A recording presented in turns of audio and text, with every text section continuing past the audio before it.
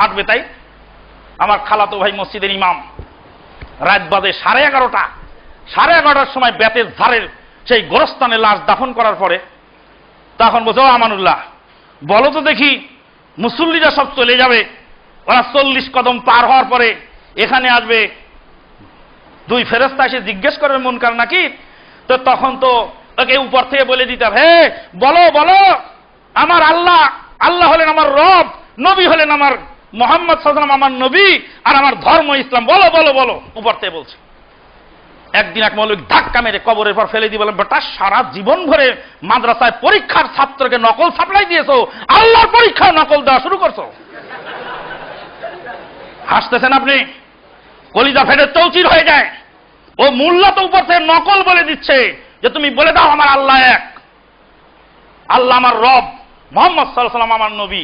40 কদম পার হওয়ার পর এটা বলে দিতে হবে যাতে এর উপর এটা শুনেও নিচে বলতে পারে। এখন রাত 11:30টার সময় ফতুয়া খুঁজতেছে, আমানুল এটা কি জায়েজ আছে? আমরা জায়েজ না থাকলে এত লোক করে নাকি? মানে তার মানে 11:30টার সময় একা থাকতে হবে বেতের জোরে, আর সব মুসল্লিরা চলে যাবে। চাকরি ইমামতি তো থাকে না,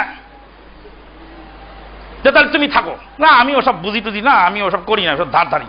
তো তুমি ধার ধারো না কেন? নিশ্চয়ই তাহলে দলিলে নেই। তাহলে বিপদে পড়লে তুমি আহলে হাদিস হও না? মুসল্লিদেরকে বলো তোমার ইমাম কিন্তু পলানোর ভাব করছে, ইমামকে বলো এখানে দাঁড়িয়ে থাকতে।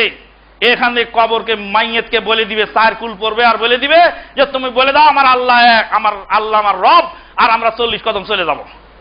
কয় না তুমি বিপদে ফেলো না ভাই, তুমি বলো হাদিসে যদি না থাকে তাহলে আমরা সবাই একসাথে যাই। হ্যাঁ আমানুল্লাহ বলেছে হাদিসে নেই, চলো একসাথে চলে যাই। বিপদে পড়লে তুমি হাদিস মানো। ইন্না লিল্লাহি ওয়া ইন্না ইলাইহি রাজিউন। তাহলে কিয়ামতের আগ পর্যন্ত এইভাবে চলতেই থাকবে যদি বড় পীরের একটা ফতোয়া মানা যায় যে মুরিদের বাড়ির খানা পীরের জন্য হারাম। মুরিদ বানাও আর পীরও বানাও, কিন্তু খানা খাওয়ানো যাবে না, টাকা দেওয়া যাবে না, বিনা পয়সায় পীরগিরি করুক, দেখি কেমন করে চলে। এইভাবে মিলাদের টাকা বন্ধ করে দিলে নিশ্চয় মিলাদ বন্ধ হবে, তখনই বলবে ফতোয়া উল্টে যাবে।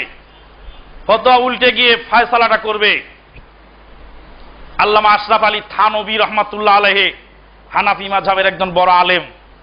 তিনি একটা ঘটনা উল্লেখ করেছেন যে এক পীর আর এক মুরিদ গেছে পীর সাহেবের কাছে, যায় বলছে হুজুর আমি একটা স্বপ্ন দেখেছি। কি স্বপ্ন? বলছে আমি রাতে স্বপ্ন দেখলাম আমার হাতটা, আপনার হাতটা মধুর হাঁড়িতে চুবানো, পীর সাহেবের হাত মধুর হাঁড়িতে ডুবানো, আর আমার হাত হলো ময়লার হাঁড়িতে চুবানো।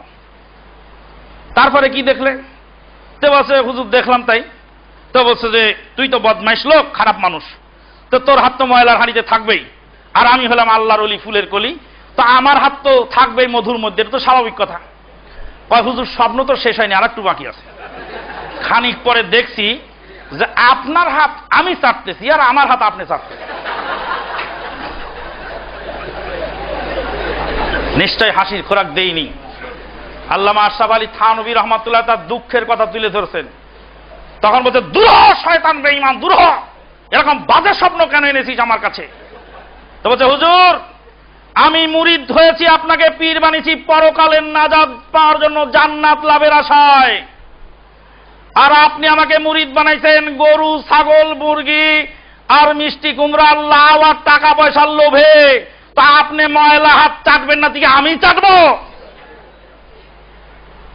ময়লা হাতটা আপনাকেই চাটতে হবে, কারণ আপনি তো দুনিয়ার লোভে আমাকে মুরিদ বানাইছেন, দুনিয়ার পাওয়ার লোভে আমাকে মুরিদ বানাইছেন, আর আমি আপনাকে পীর বানাইছি পরকালে জান্নাত পাওয়ার আশায়। দেখা যায় মধুর হানি আমি চাটবো, এটা তো স্বাভাবিক, আমি তো বুঝি না। বন্ধুগণ, আল্লাহ রাব্বুল আলামিন আমাদেরকে কোরআন সুন্নাহ মানার তৌফিক দান করুন। আল্লাহুম্মা আমিন। ওয়া মা আলাইনা